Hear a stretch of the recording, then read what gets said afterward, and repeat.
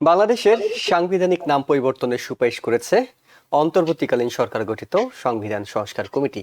তারা প্রস্তাব করেছে নতুন নাম জনগণতন্ত্রী বাংলাদেশ করার আর প্রজাতন্ত্রের পরিবর্তে নাগরিকতন্ত্র করার প্রস্তাবও করেছে কমিশন। রাষ্ট্র পরিচালনার 4 মূলনীতির মধ্যে 3টি বাদ দেওয়ার সুপারিশ করেছে সংবিধান সংস্কার কমিশন। সে সঙ্গে গণতন্ত্র বহাল রেখে রাষ্ট্র পরিচালনায় আরও 4টি নতুন মূলনীতির সুপারিশ করেছে তারা। 1972 সালে যে সংবিধান অনুযায়ী বর্তমান সংবিধানে রাষ্ট্র পরিচালনায় যে 4টি মূলনীতি রয়েছে সেগুলো হলো জাতীয়তাবাদ, সমাজতন্ত্র, গণতন্ত্র ও ধর্মনিরপেক্ষতা। গণতন্ত্র শব্দটি বহাল রেখে রাষ্ট্র পরিচালনায় আরো নতুন যে 4টি নীতির সুপারিশ করেছে তারা, সেগুলো হলো সাম্য, মানবিক মর্যাদা, সামাজিক সুবিচার ও বহুত্ববাদ। এছাড়া নাগরিকত্ব হিসেবে বাঙালি বাদ দিয়ে বাংলাদেশি করার সুপারিশ করেছে সংবিধান সংস্কার কমিশন। ক্ষমতার প্রাতিষ্ঠানিক ভারসাম্য প্রতিষ্ঠায় প্রধানমন্ত্রীর একচ্ছত্র ক্ষমতা কমানো সহ সংবিধানে আমূল পরিবর্তনের সুপারিশ করেছে এই কমিশন। একজন ব্যক্তি 2বারের বেশি প্রধানমন্ত্রী হতে পারবেন না। প্রধানমন্ত্রী থাকা অবস্থায় তিনি কোনো রাজনৈতিক দলের প্রধান এবং সংসদ নেতাও হতে পারবেন না। কমিটি প্রস্তাব করেছে দ্বিকক্ষ বিশিষ্ট আইনসভার এবং সংসদের মেয়াদ হবে 4 বছর। সংসদের নিম্নকক্ষে 10% আসনে তরুণ প্রার্থী রাখার কথা বলছেন তারা। 21 বছর বয়স হলেই প্রার্থী হওয়া যাবে। এছাড়া অর্থ বিল ছাড়া নিম্নকক্ষের সদস্যরা দলের বিপক্ষে ভোট দেওয়ার ক্ষমতা থাকবে। একই সাথে সংরক্ষিত নারী আসনেও সরাসরি ভোটের প্রস্তাবনা দিয়েছে কমিটি। বাংলাদেশের খবরের বাইরে যে খবরটি খুবই গুরুত্বপূর্ণ সেটি হলো মধ্যপ্রাচ্যের জন্য বড় একটা সুখবর আছে। গাজায় 15 মাস ধরে চলা নৃশংস সহিংসতার পর যুদ্ধবিরতিতে রাজি হয়েছে ইসরায়েল ও হামাস। বুধবার অর্থাৎ আজকেই যুদ্ধবিরতি চুক্তিতে দুই পক্ষ ঐক্যমতে পৌঁছায়। এই চুক্তির আওতায় গাজায় সংঘাত বন্ধের পাশাপাশি এখানে হামাসের হাতে বন্দী জিম্মিদের মুক্তির পথও খুলবে। যুদ্ধবিরতি কার্যকর হবে 19 জানুয়ারি অর্থাৎ রোববার থেকে। এটিকে নিজের অন্যতম কূটনৈতিক বিজয় হিসেবে দাবি করেছেন আমেরিকার প্রেসিডেন্ট জো বাইডেন। এইসব বিষয় নিয়ে আমরা কথা বলবো টিভিএন 24 নিউজ নেটওয়ার্কের নিয়মিত আয়োজন আওয়ার ডেমোক্রেসি অনুষ্ঠানে। সবাইকে স্বাগত জানাচ্ছি। আমি এহসান জুয়েল। আমার সাথে বিশেষজ্ঞ অতিথি হিসেবে যুক্ত হচ্ছেন লুইজিয়ানার সাউদার্ন ইউনিভার্সিটি অব বাটন রুজের প্রফেসর ডক্টর মুনির মুস্তফা আলী এবং একই সাথে alliance of South Asian American labour এসএলএর ন্যাশনাল প্রেসিডেন্ট মাপ মেজবউদ্দিন। আপনাদের দুজনকে স্বাগত জানাচ্ছি আমাদের আলোচনায়। আমরা শুরুতেই আমাদের দৃষ্টি রাখতে চাই বাংলাদেশের দিকে। আমরা জানি যে অন্তর্বর্তীকালীন সরকার 6টি আলাদা করে কমিশন গঠন করে দিয়েছে। এর মধ্যে সংবিধান সংশোধন কিংবা সংবিধান সংস্কার কমিটি তারা আজকে রিপোর্ট দিয়েছে। আরও বেশ কয়েকটি কমিটি, দুর্নীতি সংস্কার কমিটি, পুলিশ সংস্কার কমিটি, নির্বাচন ব্যবস্থাপনা সংস্কার কমিটি, তারাও রিপোর্ট দিয়েছে। এবং সংস্কারের পথে যে অন্তর্বর্তীকালীন সরকার হাঁটছে তার অন্যতম একটা উদাহরণ হিসেবে থাকছে একটা নির্দিষ্ট সময় অর্থাৎ ডিসেম্বরের মধ্যে দেওয়ার কথা ছিল, কিন্তু জানুয়ারির 15 তারিখের মধ্যেই তারা তাদের রিপোর্টগুলো জমা দিয়ে দিয়েছে। কিন্তু আলোচনা যেটি নিয়ে সবচেয়ে বেশি হচ্ছে সেটি হলো সংবিধান সংস্কার কমিটি। তারা যে প্রস্তাবনাগুলো দিয়েছে এর মধ্যেই আমরা জানাচ্ছিলাম যে কি ধরনের প্রস্তাবনাগুলো দিয়েছে। প্রফেসর ডক্টর মুনির মুস্তফা আলী, আপনার কাছে জানতে চাই যে প্রস্তাবনাগুলো দিয়েছে একটি একটি করে যদি আপনি একটু বিশ্লেষণ করেন যে এইগুলোর ইতিবাচক নেতিবাচক অর্থাৎ কোনটির সঙ্গে আপনি নিজেও একমত হতে পারছেন, কোনটির সঙ্গে একমত হতে পারছেন না। আপনাকে ধন্যবাদ। সংস্কারের যে প্রস্তাবগুলো আনা হয়েছে তার বেশিরভাগই খুবই ভালো, কিন্তু কিছু কিছু আছে যেগুলো মানে ক্ষতিকর, ঠিক না, আমি ক্ষতিকর বলবো না, নেতিবাচক বলবো না, বাট অপ্রয়োজনীয়। যেমন এই যে নামটা চেঞ্জ করা হয়েছে, প্রজাতন্ত্রীর জায়গায় জনগণতন্ত্রী বাংলাদেশ, জনগণতন্ত্রী। এই নামের আমি ঠিক বুঝতে পারছি না কি প্রজাতন্ত্র মানে সেই রাজার অ্যান্টোনিম প্রজা, সেই হিসাবে এটা শব্দটা পছন্দ না নাকি আমি ঠিক বুঝতে পারছি না। এই যে এটা কিছু মানে শব্দের খেলা এখানে, আর আসলে কোনো পার্থক্য তৈরি করবে না, হয়তো শব্দটা চেঞ্জ হবে। বা জনগণতন্ত্রী এই দুটোর মধ্যে আমি কোনো পার্থক্য দেখি না। এটা না হলেও চলতো, বাট হলেও কোনো ক্ষতি নেই। আর যেটা আমি দেখছি আপনার যে 4 যে মূলনীতি, হ্যাঁ মূলনীতি বর্ধন করা যায়, হয়তো একটা মূলনীতি আমার মতে সেটাকে বাদ দেওয়া যায় বা সেটাকে রিফ্রেশ করা যায়, যেমন সমাজতন্ত্র। আসলে তো সমাজতন্ত্র আর গণতন্ত্র কিভাবে একসাথে যায় আমি ঠিক বুঝি না, কারণ এক সময় তো পৃথিবীটাই ছিল সমাজতন্ত্র আর গণতন্ত্রে দুই ভাগে বিভক্ত, হুম হুম। তাই না?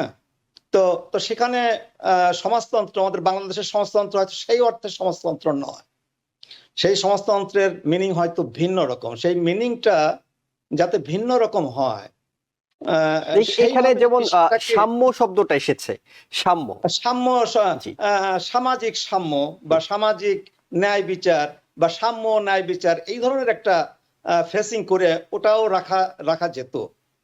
আর সেখানে আর বাকি যে দুটো বাদ দেওয়া হয়েছে সমাজতন্ত্রের সাথে সাথে, বাদ দেওয়া হয়েছে আপনার জাতীয়তাবাদ।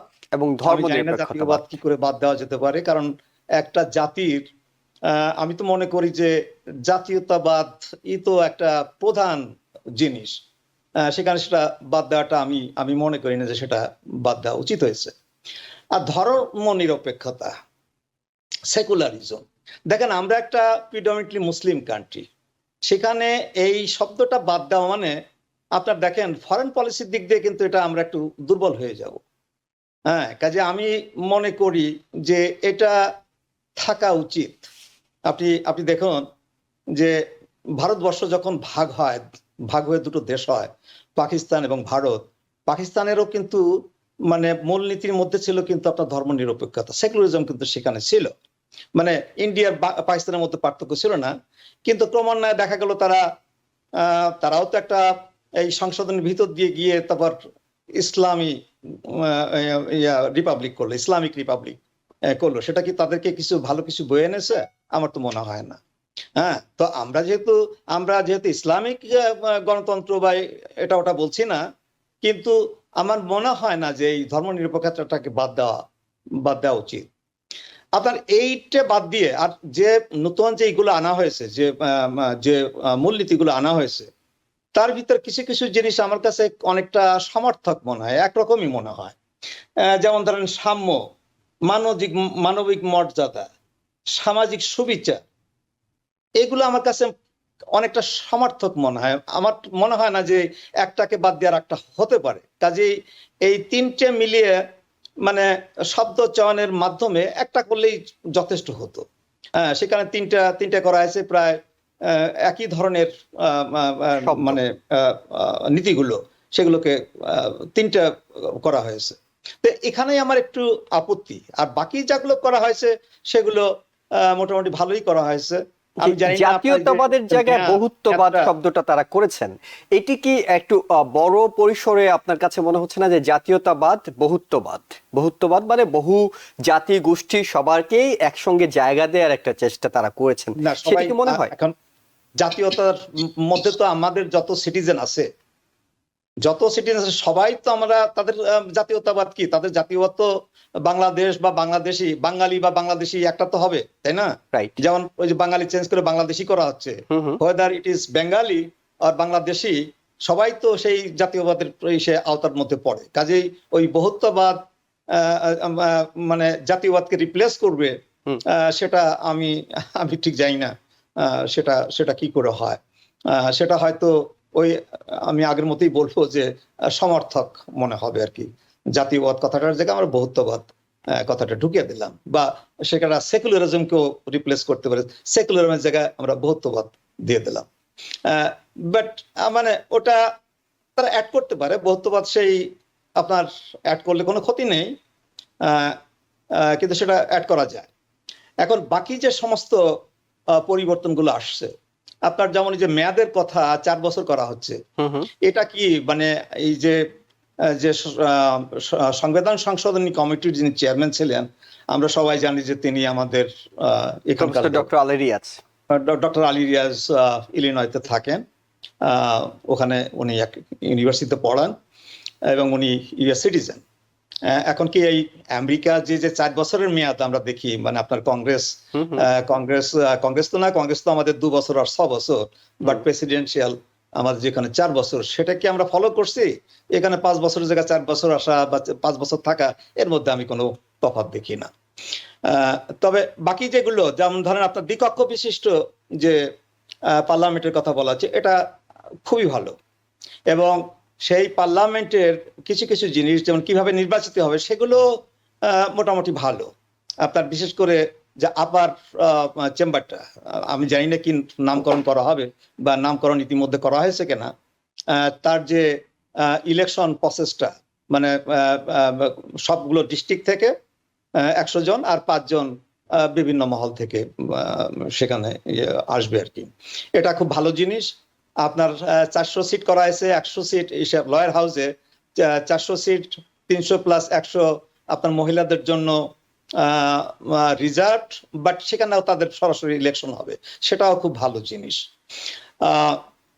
আপনার এই যে ইসের মানে 10% তরুণদের জন্য নিম্ন কক্ষে জন্য যে রিজার্ভেশনটা আর কি, এটা আমি জানি না এটা কি এই যে আন্দোলনটা হয়ে গেল, সেই আন্দোলনে ছাত্ররা জড়িত ছিল, তাদেরকে হ্যাপি করার জন্য করা হলো নাকি, কিন্তু তারা তো কোটা বিরোধী আন্দোলন করেছে, তারা কেন কোটায় সংসদে আসবে? তারা তো 21, সেটাই তো কথা, যে সেই কোটা বিরোধী আন্দোলন তো তাদের হয়েছিল, কাজে তাদের একটা কোটার কি দরকার? 21 বছর বয়স হলে যদি তারা ইলেকশন করতে পারে, তারা ইলেকশন করবে, তারা পলিটিক্স, এবং তারা যদি যোগ্য হয় তারা 100% আসবে। 100% যদি তারা যোগ্য হয়, জনগণ মনে করে 21 বছর বয়সী যারা, তাদেরকে তাদের জনপ্রতিনিধি করবে, 100% হওয়া যায়। 10% কেন তাদের জন্য সংরক্ষিত রাখতেই হবে, যেখানে নারীদের জন্য যেটা রাখা ছিল সেটাকে বাদ দেওয়ার পরিকল্পনা করা হচ্ছে? আপনার কাছে কেমন? হ্যাঁ, ওখানেই আমার প্রশ্ন, যে ধরেন আজ যদি ওই কোটা সিস্টেমটা আবার শুরু করা হয়, তাহলে তো আপনার ওই দেখেন ওই পাহাড়িরা বলবে যে আমাদের জন্য একটা কোটার দরকার। আপনার ওই যে এলজিবিটি কিউর যে লোকজন আছে বাংলাদেশে, তারা বলবে যে আমাদের জন্য একটা কোটার দরকার। কাজেই এই কিছু কিছু বাদ দিলে বাকি যে প্রস্তাবগুলো আসছে আমার মনে হয় খুবই ভালো। জি, অসংখ্য ধন্যবাদ আপনার মূল্যবান বিশ্লেষণের জন্য। মাহফুজ মেজমুদ্দিন, আপনার কাছে যেতে চাই, যে প্রশ্নগুলো নিয়ে বলছিলেন প্রফেসর ডক্টর মনির মোস্তফা আলী, সেই সব বিষয়গুলোতে আপনি কতটা একমত হতে পারছেন, কিংবা এই সংবিধান সংস্কার কমিটির যে প্রস্তাবনাগুলো আছে, নিঃসন্দেহে তারা অনেকের সাথে কথা বলে, সময় নিয়ে, যারা রাষ্ট্র পরিচালনা দক্ষ তাদের মতামত নিয়ে এটি করেছেন, এই পরামর্শগুলোকে আপনি কিভাবে দেখছেন? ধন্যবাদ টিভিএন কলা কৌশলী সবাইকে, এবং যারা শুনছেন সবাইকে আমার আন্তরিক ধন্যবাদ। আসসালামু আলাইকুম। বিষয়টা তো ডক্টর উনিশে ডিটেলস বলছেন, উনি মোটামুটি he touches everything. What I like, what I don't like will be very briefly. I just want to say, in fact, term limit, I liked it, because when it goes out of the term limit that we saw in 15th year, what happened in Bangladesh. So I'm mone kori je that's a good thing if they can do it. Second thing is that upper and lower যে দুইটি chamber করে তারা election করবে, নির্বাচন করবেন, that's also good thing, because I think তাতে গ্রামের প্রত্যন্ত অঞ্চল থেকে ওই লোয়ার গুলি ইলেক্টেড হয়ে আসবে 400 জন, তাদের পক্ষ থেকে অনেক কিছু সাবজেক্ট, বিষয়ে, আশয়, সমস্যার সমাধানের জন্য তারা প্রস্তাব করতে পারবে, যদিও তাদের হাতে ক্ষমতা নাই, আপার হাউসে সব করবে। আমি জানি যে আপনি অনেক কিছু হয়তো বলবেন, একটু ইন্টারফেয়ার করব। সেটি হলো যে যদি ডক্টর মোহাম্মদ ইউনূসের যে সরকার আছে, তারা তাদের ঘোষণা অনুযায়ী তারা এই বছরের ডিসেম্বরের শেষ দিকে নির্বাচন করতে চায়, কিংবা সর্বোচ্চ 2026-এর প্রথমার্ধ অর্থাৎ জুন মাসের মধ্যে তারা নির্বাচন করতে চায়, এই অল্প সময়ে দুটি চেম্বারের যে ইলেকশনের ধারণা, সেটি জনগণ বুঝতে, যারা প্রার্থী হবে তাদের বুঝতে, অর্থাৎ এইবার এই পলিসিতে নির্বাচন করা সম্ভব হবে কিনা আপনার কাছে কি মনে হয়? কারণ বাংলাদেশের মানুষের জন্য এটা কিন্তু পুরোটাই নতুন একটা কনসেপ্ট। ডেফিনেটলি নো, ওই দিক থেকে সমস্যা হতে পারে। I don't think June is the feasible date. I think on and around June they should start the process, and that process maybe will go up to November, December for the election, but that will decide those who are there. But my issue is that it's a good thing that they are doing. The problem that I have, যেটা professor সাহেব বলছেন, সেটা হচ্ছে 21 বছর ছেলেপেলেদেরকে এখানে ঢুকানোর কোনো যুক্তি আমি দেখি না। যদি জনগণ যোগ্য মনে করে তাহলে কেন তারা যেতে পারবে না? এখানে যোগ্যতার প্রশ্ন আসবে না এই জন্য, কারণ 21 বছর সে বিএ পাস করতে পারবে এখন। স্পেশালি বাংলাদেশের মতো 22 বছর লাগে বিএ পাস করতে, আমার যত হিসাব আর কি, মানে টাইম যেভাবে নষ্ট হয় আমাদের দেশে। ধরেন 22 বছর সে বিএ পাস করলো, এরপরে এসে ইলেকশন করুক, মানে এটা যেটা, এটা একেবারে দেখতেই মনে হয় যেন ইয়াং জেনারেশনের যারা আমাদের ছাত্রছাত্রীরা যারা মোটামুটি 25 আগস্টের সাথে জড়িত, তাদেরকে হয়তো রিওয়ার্ড দেওয়া হচ্ছে। আবার এরাই ফাইট করছে, যেটা অত্যন্ত গুরুত্বপূর্ণ বিষয়, কোটার জন্য। এখন সেই কোটাতেই তারা আবার আসবে। এই conflict people will not that idiot that they will not understand যে এটা ঠিক হয় না। তো এই দিকটাই আমার খারাপ লাগছে। আচ্ছা, আর ওই যে নামের যে ব্যাপারগুলি, নাম দিয়ে কিছু যায় আসে না। তিনারা কি বলবেন, আগে থেকে ছিল নাম, এখন কেন যেন এই সময়গুলি নষ্ট করছেন সেটা আমি জানি না। হয়তো অসংখ্য লোকের সাথে ওনারা কথা বলছেন, যোগাযোগ করছেন, তাদের মতামত নিয়ে করছেন, সেই জন্য হয়তো এই ধরনের কথাগুলি বাহির হয়ে আসছে। অ্যাট দি সেম টাইম কনস্টিটিউশনের যে 4টা দাবি ছিল, যাদের যে 4টা ফাউন্ডেশন ছিল, সে 4টা কোনোটা থেকে কম না, যদিও দেয়ার ওয়াজ এ কনফ্লিক্ট, প্রফেসর সাহেব মেনশন করছেন সমাজতন্ত্র এবং গণতন্ত্র। রাইট, এই মুহূর্তে বাংলাদেশের প্রেক্ষিতে হয়তো এটা খুব একটা কার্যকর কিছু না। যে সমাজতন্ত্রটা তখন কল্পনা করছিলেন Sheikh Mujib, and then he tried Bakshal. I think that was a different story than the way we know সমাজতন্ত্র। তো যাক, সেইখানে যে পরিবর্তন আসছে, কিন্তু যে 5টা যে কথা ওনারা বলতে চাচ্ছেন, আমি কোনো নতুনত্ব দেখি না সেখানে। আর আমার কাছে মনে হয় না যে my God something they put there, it will help the community, it will help the Bangladeshi জেলা। তো ওই দিক থেকে আমার একটু অসুবিধা। নির্বাচনের মানে কমিটিগুলির যারা যে 6টা কমিটি উনি ইনিশিয়ালি অ্যানাউন্স করছেন, পরে বোধ আরো 4টা করছেন। তো এই 4টার ভিতরে সংবিধানটাই সবচেয়ে উল্লেখযোগ্য এবং সবারই এর প্রতি একটা দৃষ্টি ছিল। এখন এখান থেকে where we go from there, I have no idea. Maybe Professor Yunus knows what he's going to do, but I think this must change. Whatever we heard in the summary that you gave us, কারণ এখানে আমরা দেখতে হবে যে এই শাসনতন্ত্র, এই গণতন্ত্র রাখা গেলে আমাদের ভবিষ্যতের জন্য অতীতে যা ঘটছে, বিশেষ করে গত 15 বছরে, এটা আর ঘটবে না। আমি কনস্টিটিউশন পড়ে এরকম কিছু দেখছি না যে definitely there is so much check and balance there. So I think they are trying to also reduce the power of Prime Minister, because Prime Minister cannot be the chief of his party, at the same time cannot be the leader of the house, whatever the house it is.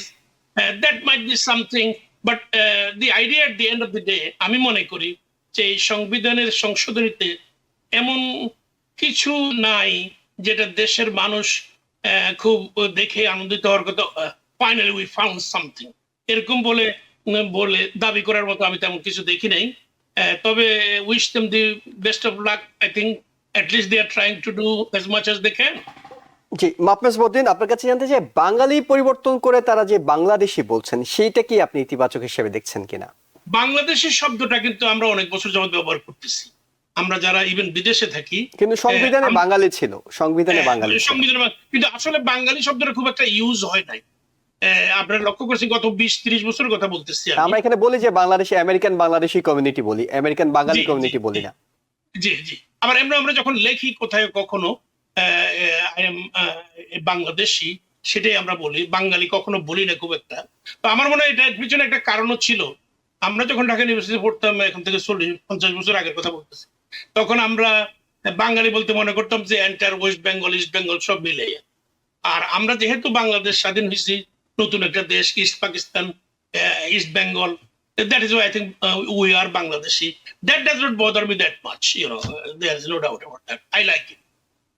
জি, আমি একটু professor doctor Monir Mustafa Ali আপনার কাছে যাব। সেটি হলো, একটি প্রশ্ন থেকে যাচ্ছে, সেটি হলো এই সংবিধান যেটি প্রস্তাবনা দেয়া হয়েছে, এটি তো অন্তর্বর্তীকালীন সরকার সংবিধান পরিবর্তন করতে পারবেন না, তারা সংস্কারের ব্যাপারে রাজনৈতিক ঐক্যমত তৈরি করতে পারবেন, এবং পরবর্তীতে যারা নতুন সরকার নির্বাচিত হয়ে আসবে তারাই তো এটি করবে। এটি পরিষ্কার হওয়ার জন্য আপনার কাছে জানতে চাওয়া, অর্থাৎ তখন এইবার এটি হচ্ছে না, এটি নতুন করে একটি রাজনৈতিক সরকার আসার পরে পরবর্তীতে এটি হবে, তাই তো বিষয়টি? সেটাই তো হওয়া উচিত, কারণ আপনার এগুলো যদি পার্লামেন্ট দ্বারা যদি অ্যাপ্রুভ না হয়, আপনার যেমন ধরেন যে 2টো কক্ষের কথা বলা হচ্ছে, তাই না? এই 2টো কক্ষের আপনি কিভাবে করবেন? মানে আপনি 2টো কক্ষের ইলেকশন হয়ে গেল, একটা ইলেকশনের মধ্যে হয়ে গেল, পরে পার্লামেন্ট আসলো, পার্লামেন্ট এটাকে অ্যাপ্রুভ করলো না, হ্যাঁ, তাহলে কি হবে? সেই আপার চেম্বারের কি অবস্থা হবে? আপার চেম্বার তো তাহলে থাকছে না। হ্যাঁ, সেটা একটা কথা। আবার আপার চেম্বারটা কোথায় হবে? বাংলাদেশে তো সংসদ ভবন একটা, আমেরিকাতে তো 2টো, কিংবা ইন্ডিয়াতেও দেখা গেছে 2টো আলাদা জায়গায় বিষয় আছে। আমাদের সংসদ ভবন যদি বড় হয় তাহলে কিন্তু আপনার ওর ব্যবস্থা করা যায়। আপনার যেমন ধরেন যে স্টেট ক্যাপিটাল গুলোতে আপনি দেখবেন হুম হুম, যে হাউস এবং সিনেটের বসার দুটো আলাদা আলাদা জায়গা আছে। রাইট। আপনার আমাদের যে পার্লামেন্ট ভবন আছে, আমার তো মনে হয় যে ভবনটা বেশ বড়। হ্যাঁ, ওর বেশ বিভিন্ন বড়। হয়তো বিভিন্ন বিভিন্ন তলা আছে। আমি ঠিক সংসদ ভবনে কখনো একবার বোধহয় গেছি, আমি ভালো করে দেখিনি। না, আমি গিয়েছি, কিন্তু সেইখানে সংসদ সদস্যরা বসার জন্য যে জায়গাটা সেটা একটাই জায়গা, একটা কিন্তু না, সেটা করতে কমিটির হবে মিটিং করার সেটা। জন্য আলাদা জায়গা আছে। হ্যাঁ, সেটা সেটা একটা ব্যবস্থা করতে হবে আর কি। হ্যাঁ, সেটা সেটা বড় অন্তরায় না যে তোমাদের বসার জায়গা নেই, আমরা এটা করতে পারবো না, সেটা বড় জিনিস না। হ্যাঁ, তো তো এটা হলো ব্যাপার। সে যে সংস্কারই হোক না কেন, আসলে পরবর্তী পার্লামেন্ট এসে তারা যদি সেটাকে অ্যাপ্রুভ না করে, আপনার সেই ওই যে 2/3 মেজরিটি দিয়ে করতে হবে। হুম হুম, এটা শুধু তাই না, আপনার এই সংস্কারই বোধহয় আছে যে 2/3 মেজরিটি দিয়ে আপনার করার পরেও কিন্তু আপনার একটা গণভোট দিতে হবে যে জনগণ এটা চায় কিনা। হ্যাঁ, তো এগুলো তো করতে হবে। তো যেটা করা যায় সেটা হলো যে আপনার এই গভর্নমেন্ট, এখন যে গভর্নমেন্ট চলছে, তারা বিভিন্ন পলিটিক্যাল পার্টিকে নিয়ে, হ্যাঁ, তাদেরকে প্রমিস করে, এই পার্টিগুলো যারা ইলেকশনে যাবে তাদেরকে প্রমিস করতে হবে যে পরবর্তী পার্লামেন্ট আসলে তারা এই সংস্কারগুলোকে অ্যাপ্রুভ করবে। আহ, আহ, ওই মেজবা ভাই যেমন বলছিলেন যে আসলে গুণগত তেমন কিছু দেখা যাচ্ছে না, কিছু কিছু কিছু জিনিস কিন্তু গুণগত আছে। তার মধ্যে উনি একটা টার্ম লিমিটের কথা বললেন। টার্ম লিমিটটা খুব ভালো জিনিস, কারণ বাংলাদেশে তো টার্ম লিমিট বলতে কিছু নেই, কোনো কিছুরই টার্ম লিমিট নেই। আপনার পার্টির চেয়ারম্যান বলেন, পার্টি লিডারশিপ বলেন, বা গভর্নমেন্ট বলেন, কোনো টার্ম লিমিট সেখানে একজন এমপি দিনের পর দিন এমপি হয়ে যাচ্ছে, প্রাইম মিনিস্টার দিনের পর দিন প্রাইম মিনিস্টার হচ্ছে, এবং বেশি দিন প্রাইম মিনিস্টার হলে কি অবস্থা হয় সেটা মেজবা ভাই বললেন। তবে যেটা আমার আরো ভালো লেগেছে সেটা হলো যে আপনার এই যে ক্ষমতার যে কক্ষিগত না করা যায়, মানে এক হাতে, যেমন প্রাইম মিনিস্টার হাতে সমস্ত ক্ষমতা না যায়, যার ফলে কিছু কিছু জিনিস হয়েছে, যেমন প্রাইম মিনিস্টার যদি আপনি থাকেন তাহলে আপনি পার্লামেন্টের নেতা থাকতে পারবেন না। এটা কিন্তু একটা মজার ব্যাপার। বাংলাদেশের যে সিস্টেমটা ছিল, সেই সিস্টেমটা হলো আপনি প্রাইম মিনিস্টার মানে ডিফ্যাক্টো এক্সিকিউটিভ হেড, হুম হুম, তাই না? আবার আপনি দলের চিফ, পার্লামেন্টের সংসদের লিডার, চিফ। সেখানে আপনি লেজিসলেচার আপনি হেড। তো দুটো কিভাবে হয়, মানে লেজিসলেটিভ হেড এবং এক্সিকিউটিভ হেড, এর দুটো তো একজন হতে পারে না। এটা একটা ভালো জিনিস। তারপর আরেকটা জিনিস করা হয়েছে, সেটা হচ্ছে যে প্রেসিডেন্ট আর ওই সিলেক্টেড হবে না, প্রেসিডেন্ট ইলেক্টেড হবে, এবং সেই ইলেকশনটা, তার নমিনেশনটা কিন্তু প্রাইম মিনিস্টার থেকে আসবে না, সেটা আসবে একটা একটা কাউন্সিল করা হবে, সেই কাউন্সিল থেকে আসবে, এবং তাদের ক্ষমতাটা আবার একটু বিভক্ত থাকবে। প্রেসিডেন্টের হাতে অনেকগুলো ক্ষমতা থাকবে, অন্যদিকে প্রাইম মিনিস্টারের ক্ষমতাটা রিডিউসড হবে। যে এই যে কতগুলো জিনিস আছে, এগুলো খুবই খুবই ইতিবাচক। আমি মনে করি যেগুলো আসা দরকার। আসলে বাংলাদেশে যেটা মনির হয়, মোস্তফা আলী, আপনার কাছে আরেকটা বিষয় বলবো, সেটা হলো যে প্রস্তাবনা আরেকটা গুরুত্বপূর্ণ বিষয় কিন্তু আছে, সেটা হলো যে নিম্ন কক্ষের সদস্যরা দলের বিপক্ষে ভোট দিতে পারবেন, যেটি এতদিন পারতেন সেটা না, আমি তার আসছিলাম। সংসদ সদস্য সেটা পদ এই চলে যে যেত। আপনার যে 70 অনুচ্ছেদ আর কি, জি, আর্টিকেল 70, এটা একটা অদ্ভুত ধরনের জিনিস যে আপনি এক পার্টি থেকে এমপি হলে সেই পার্টি যে বিলই আনুক, আপনার পছন্দ হোক না হোক, সেটা আপনার বিল দিতে হবে। এই যে সংস্কারে বলা হয়েছে যে একমাত্র আপনার ফাইন্যান্স বিল ছাড়া আর অন্য যে কোনো বিলে আপনি তার এগেনস্টে ভোট দিতে পারবেন, এটাও একটা ইতিবাচক সংযোজন। হ্যাঁ, কাজে আমি আসলে আমার একটু রিজার্ভেশন ছিল যে আলী রিয়াজ সাহেব এখান থেকে গেছেন, একজন আমেরিকান সিটিজেন, উনি কি করেন, কিন্তু এখন দেখছি যে উনি যেটা করেছেন, মানে মূলত বেশিরভাগই খুব ভালো ভালো জিনিস ঢুকিয়েছেন। এটা হলে বাংলাদেশের জন্য মঙ্গলই হবে। জি, অনেক ধন্যবাদ। মাহফুজ উদ্দিন, আপনার কাছে একটু এই কমিশনের বাইরে নির্বাচন ব্যবস্থা সংস্কার কমিশন যে রিপোর্টটি জমা দিয়েছে, সেখানে একটা গুরুত্বপূর্ণ বিষয় তারা বলেছে, দলের যে কোনো নামেই হোক না কেন বিদেশি শাখা না থাকার বিধান করা। তবে একটা জিনিস হয়তো দেখলে আমরা যারা আমেরিকায় আছি তারা বেশি খুশি হতাম, যে প্রবাসীরা ভোট দেওয়ার ক্ষেত্রে তারা যদি কোনো কার্যকর একটা সুপারিশ করে যেতেন, যে দীর্ঘদিন ধরে দাবি ছিল যে প্রবাসীরা যাতে অন্তত বাংলাদেশে ভোটটা দিতে পারে, যেহেতু তারাই রেমিটেন্স যোদ্ধা, তারাই অর্থনীতিতে বড় ভূমিকা রাখছেন। তবে একটা জিনিস তারা এনেছেন, যেটি অলরেডি আরপিওতেও আছে, বাংলাদেশের যে আরপিও আছে সেখানে আছে, কিন্তু এটিও নতুন করে উল্লেখ করা হচ্ছে যে যে কোনো দলের নামে হোক না কেন বিদেশি কোনো শাখা রাখার বিধান করা যাবে না। কিন্তু আমরা তো দেখি এখানে বড় বড় রাজনৈতিক দলগুলোর আমেরিকা শাখা, নিউ ইয়র্ক শাখা, কুইন্স শাখা, বহু শাখাতে তারা কাজ করে যাচ্ছেন। এটির ক্ষেত্রে কতটা আসলে অ্যাক্টিভলি তারা নিয়ন্ত্রণ করতে পারবেন? I don't see how they can, they can control it, because no way in America or any foreign countries, if people wants to have a party affiliated organization, they can do. But if party denies them, does not give them the approval, because that approval has to come from Bangladesh, those who are there in power at the time. If they give the recognition, then the government can take action with them, even if they cannot do anything here. So I think that will not be a problem. The issue that is left over, Professor Riaz, as we know now, and I knew before too, that he's a United States citizen. He teaches here many, many years now. The remittance soldier that we are, সারা পৃথিবীতে আমরা আসছি, এবং আমরা মনে করি এই জিনিসটা সেখানে সংযোজন করা উচিত ছিল একান্তভাবে, যে বিদেশি যারা আমরা অবস্থান করছি, দেশের সাথে আমাদের প্রচুর লিঙ্ক, আমরা প্রত্যেক বছরই 11 টাকা পাঠাচ্ছি আত্মীয় স্বজনের জন্য এবং বিভিন্ন জিনিসের জন্য। তো সেদিক থেকে আমরা ভোটার থাকা উচিত। এবং আই থিঙ্ক এ ধরনের একটা প্রস্তাব প্রথম দিকে ইউনূস সাহেব বলেছিলেন, তার বক্তব্যে বলেছিলেন, 100 দিনের যে বক্তব্য তিনি দিয়েছিলেন সেখানে তিনি বলেছিলেন। Sure. So I think this may have come into play when these things get finalized. আমি মনে করি, কারণ এখান থেকে যারা ওনার সাথে কথাবার্তা বলেন রীতিমতো, এরকম অনেকের সাথে আমার ভালো পরিচয় আছে, ওনাদের সাথে আমাদের কথা হইতেছে ওই লাইটের। আর এছাড়া তো তাহলে এই যে আমরা প্রায় 1 কোটি লোকের মতো আমরা যারা বাইরে আছি সারা পৃথিবীব্যাপী, আমাদের কোনো গুরুত্বই থাকলো না। এয়ারপোর্টে বলা হয়েছিল যে আমাদেরকে অনেক সম্মান করা হবে, কিন্তু পরশুদিন যে খবর পেলাম গত সপ্তাহে, যে ওয়ান অফ দি নরওয়ের একজন নাগরিক। Yeah, sure. So these are the things, very painful things still happening in the country. আমরা ওই ব্যাপারে খুব সাবধান হইতে হবে যে কারা কি করে। আসলে at the end of the day আমরা জনগণ কতটুকু উপকৃত হচ্ছি, আমরা যারা বিদেশি আছি তারা কতটুকু উপকৃত হচ্ছি। আর কনস্টিটিউশনের যে অ্যামেন্ডমেন্ট গুলি বলা হচ্ছে, এগুলি যদি আগামীতে যারা ক্ষমতায় আসবেন তাদের হাতে দেওয়া হয় যে তোমরা এটাকে অ্যামেন্ড করো বা অ্যাপ্রুভ করো, I think it will never happen. Whoever comes into power, there is no way, I don't see it, that all this constitution amendment, I think they must do something so that it will be a based foundation of the constitution, and whether it is right, wrong, that is a different story. যখন এই ধরনের সরকার ক্ষমতায় আসবেন, everything should be with them.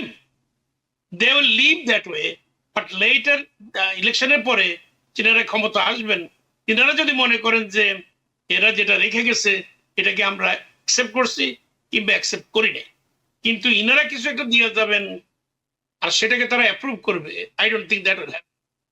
কিন্তু মানে আপনাকে যদি গণতান্ত্রিক ওয়েতে আগাতে হয়, তাহলে তো আপনাকে এটা আপনি জোর করে চাপিয়ে দিতে পারবেন না। যদি বড় রাজনৈতিক দলগুলো একমত না হয়, আপনি তো তাদের বিরুদ্ধে গিয়ে, বাংলাদেশে সেই ব্যবস্থা এখনো নেই যে আপনি এটা চাপিয়ে দেবেন, আপনি করে ফেলবেন আর বড় রাজনৈতিক দলগুলো মানবে না। নিঃসন্দেহে এখন এগুলো নিয়ে অনেক সংলাপ হবে, পক্ষে বিপক্ষে নানা যুক্তি দেওয়া হবে, জনগণের কাছে যাওয়া হবে, এবং জনগণ শেষ পর্যন্ত যে সিদ্ধান্তটা দেওয়া হয়, তারা যদি মনে করে যে হ্যাঁ আমি এই নামটা যেটা আছে পরিবর্তন হয়েছে, যেটি প্রফেসর মনির মুস্তফা আলী বলছিলেন যে এটি খুব যে গুরুত্বপূর্ণ কিছু তা নয়, কিন্তু জনগণ যদি মনে করে যে হ্যাঁ এটা আমরা নেব, জনগণ যদি মনে করে আমরা নেব না, প্রফেসর ডক্টর আলী রিয়াজরা তো প্রস্তাবনা দিয়েছেন, তারা চূড়ান্ত সিদ্ধান্ত দেননি যে এটিই করতে হবে। এখন সংলাপ হবে, নিশ্চয়ই সামনের দিনগুলোতে আমরা আলোচনা করার সুযোগ পাবো, কিন্তু আমরা এখন আপাতত একটা বিরতি নিচ্ছি। দর্শক আমাদের সঙ্গে থাকুন। আবার স্বাগত আওয়ার ডেমোক্রেসি অনুষ্ঠানে, আপনাদের সাথে আছি আমি ইহসান জুয়েল। আমাদের সাথে বিশেষজ্ঞ অতিথি হিসেবে যুক্ত আছেন লুইজিয়ানার ইউনিভার্সিটি অফ ব্যাটন রুজের প্রফেসর ডক্টর মনির মুস্তফা আলী এবং এসএল এর ন্যাশনাল প্রেসিডেন্ট মাহমেদ পদিন। আপনাদের দুজনকে স্বাগত। এবং যারা দর্শক দেখছেন, নিঃসন্দেহে আপনাদের জন্য, আমাদের জন্য সুখবর, আনন্দের খবর, যেটি নিয়ে আমরা দীর্ঘদিন ধরে এই আওয়ার ডেমোক্রেসি অনুষ্ঠানে আলোচনা করে গেছি, সেটি হলো মধ্যপ্রাচ্যে, অর্থাৎ ইসরায়েল এবং হামাসের মধ্যে যে যুদ্ধবিরতি, যেটির নানা বিশ্লেষণ আমরা এতদিন আমাদের অনুষ্ঠানে করেছি, সেটি শেষ পর্যন্ত কার্যকর হতে যাচ্ছে। যদিও এর মধ্যে প্রাণ গেছে 46,707 জনের, অত্যন্ত দুঃখজনক বিষয়, কিন্তু তাও কিছুটা আশা এখনো টিকে আছে যে একটা স্থায়ী যুদ্ধবিরতির ঘোষণা এসেছে, এবং এই ঘোষণাটা আজকে কাতার থেকে দেয়া হয়েছে। পরবর্তীতে প্রেসিডেন্ট জো বাইডেন তিনিও আনুষ্ঠানিকভাবে সংবাদ সম্মেলন করে দিয়েছেন। আমি একটু মাহফুজ বদিন আপনার কাছে জানতে চাইবো যে সব আসলে গাজায় তো আর তেমন কিছু নেই, সব তো অনেক কিছুই ধ্বংস করে ফেলা হয়েছে, তারপরে শেষ পর্যন্ত যে যুদ্ধবিরতিটা কার্যকর করা গেছে এটিকে আপনি কিভাবে দেখছেন? বিষয়টা আমি এভাবে বলবো, জি। This is too little too late, but it is a considerable achievement. এই জন্যই বলবো কারণ ওদের 2.2 million people, 1.1 million, half of the population is hungry. They don't have food, they don't have anything daily necessary. তো সেজন্য এই ধরনের একটা যুদ্ধবিরতি হয়তো কিছুটা স্বস্তি দেবে। সরবরাহ বাড়াইতে পারে, তবে এটা আসলে এখনো পার্মানেন্ট হয় না। এটা 3টে স্টেজ। ফেজ 1 হচ্ছে যে দুই দেশের বন্দীদেরকে মুক্ত করতে হবে। এরা যারা হোস্টেজ আনছে সেগুলিকে মানে কিছু অংশ ছাড়বে, আর ওখানে তাদের জেলে যারা আছে সেখান থেকে কিছু অংশ চলে আসবে এদিকে। এর মধ্যে 46 ডেড বডি আছে প্যালেস্টাইনদের সাথে। আর হচ্ছে নিত্য প্রয়োজনীয় ওষুধপত্র ইত্যাদি মিলিয়ে যত কিছু দরকার প্যালেস্টাইনদের সেটা ওপেন করা হবে। এখন ইসরায়েল যখন ওপেন করার কথা বলে, এটা আমরা সবসময় শুনে আসছি, তখন দেখছি যে তাদের লোকেরা ট্রাককে ঢুকতেই দেয় না। এখন সেই ঢুকাটা বন্ধ করবে কিভাবে আমার কোনো ধারণা নাই, কারণ আমি অনেক দূরে আসছি। তবে ইভেন তারা যে খাদ্য সামগ্রী রাস্তায় ফেলে দিয়ে, ডাস্টবিনে ফেলে দিয়ে ওটাকে যাইতে দেয় না, সেটা দেখছি, এবং সেটা যদি এখনো কন্টিনিউ করে এবং করার সম্ভাবনা আছে। দ্বিতীয় ফেজে ইসরায়েল তাদের সৈন্যকে প্রত্যাহার করে নিবে টেরিটরিতে। I don't know how far that will go. তারপরে আসেন লাস্ট ফেজ হবে রিকনস্ট্রাকশন অফ দি প্যালেস্টাইন। এখন প্রথম স্টেজে আইসা প্রথম ফেজ 19 তারিখ থেকে শুরু হবে, রোববার থেকে, যেটা আপনি ইন্ট্রোডাকশনে বলছেন। আমরা আশা করি যে ইসরায়েল উইল কিপ দেয়ার ওয়ার্ডস। ইসরায়েলের সমস্যাই হচ্ছে এখানে, তারা লেবাননে আপনারা দেখছেন গত কয়েকদিনের ইয়েতে ফাইটের ভিতরে তারা করছে, যুদ্ধবিরতি কইরা পরবর্তী পর্যায়ে অন্য সাইড দিয়ে বোমিং। এই জিনিসটা ইসরায়েলদের থাকবে, কারণ ওদেরকে বিশ্বাস করে কোনো জোগাড় নাই। আমরা এটা দেখে আসতেছি 1948 থেকে, 1952-তে, 1967-তে, 1983-তে, 1982-তে, 1998-তে, এরপরে তো গত কয়েক বছর যাবত আমরা দেখতেছি। আপনি বলছেন over 46,000 প্যালেস্টাইনিয়ান আর ডেড। এখন প্রশ্ন হচ্ছে তাদের যত স্কুল, কলেজ, মাদ্রাসা, hospital, everything is underground now, nothing is there, everything is flat to the ground. তো এই পরিপ্রেক্ষিতে এই ধরনের যুদ্ধবিরতি কতটুকু কার্যকর হবে বা এটা আদৌ বাকি 2 পেজে যাবে কিনা, ইসরায়েলের কারণে আমি সেটাকে সন্দেহের সহিত দেখছি। তবে আপনি এখনো শঙ্কা দেখছেন। আমরা তারপর এইটুকু অন্তত আশা করতে পারি যে আজকে রাতে গাজাবাসী ঘুমানোর সময় এই আতঙ্ক নিয়ে ঘুমাতে হবে না যে পরদিন তাদের মৃতদেহ পাওয়া যায় কিনা বোম্বিং কিংবা অন্য কিছুতে। অন্তত এইটুকু হয়তো রোববার থেকে 19 তারিখ থেকে তারা অন্তত এইটুকু সান্ত্বনা পাবেন। প্রফেসর ডক্টর মনির মোস্তফা আলী, আপনার কাছে যেটি জানতে চাই সেটা হলো যে এর আগে নেতানিয়াহুকে আমরা বেশ দম্ভ করে বলতে দেখেছি হামাস একদম সব শেষ না করা পর্যন্ত তিনি থামবেন না, এবং আমরা এটিও জানি যে ইসরায়েলের ভিতরে ফার রাইট উইং একটা চাপ আছে যুদ্ধবিরতি না করার জন্য। তারপরও শেষ পর্যন্ত নেতানিয়াহু এটি করলেন, অনেক দেরি করে করলেন, করবেন না বলার পরে করলেন। কেন করলেন, আসলে কি ইকুয়েশনে তিনি করলেন বলে আপনার কাছে মনে হচ্ছে? আমার কাছে যেটা মনে হচ্ছে সে কারণেই আমি বলবো যে সিজফায়ারটা শেষ পর্যন্ত হবে। যদিও মেজবা ভাই বললেন যে 3টে ফেজ এটা হবে, ফার্স্ট ফেজটা হচ্ছে 6 উইকস। এবং আরেকটা জিনিস দেখেন যে এটা 19 তারিখে হয়ে যাচ্ছে, 20 তারিখে ট্রাম্প ক্ষমতা নিচ্ছে, তার আগের দিনই হয়ে যাচ্ছে।